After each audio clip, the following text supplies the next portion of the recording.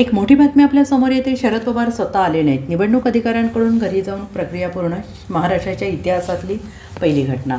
आज राज्यसभेसाठी उमेदवारांनी अर्ज दाखल केले. यामध्ये भाजपचे 4, राष्ट्रवादी काँग्रेस पक्षाचा 1 आणि शिवसेना पक्षाचा 1, तर महाविकास आघाडीकडून शरद पवारांनी आपला उमेदवारी अर्ज दाखल केलेला होता.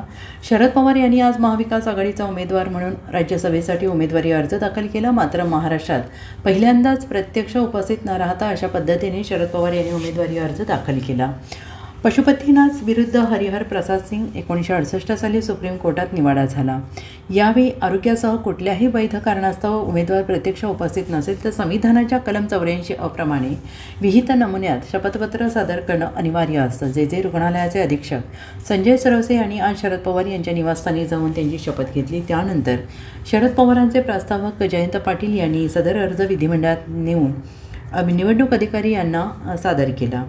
पवारांनी 2 अर्ज दाखल केलेत, एक पक्षाकडून आणि दुसरा अपक्ष. खबरदारीचा उपाय म्हणून 2 अर्ज दाखल केले आहेत. उमेदवारी अर्ज दाखल करण्यासाठी उमेदवार प्रत्यक्ष उपस्थित राहू शकत नसेल तर या तरतुदीनुसार उमेदवारी अर्ज दाखल करू शकतो. महाराष्ट्रात शरद पवार यांनी पहिल्यांदाच असा उमेदवारी अर्ज दाखल केला आहे. Bureau report, SBN Marathi, Mumbai.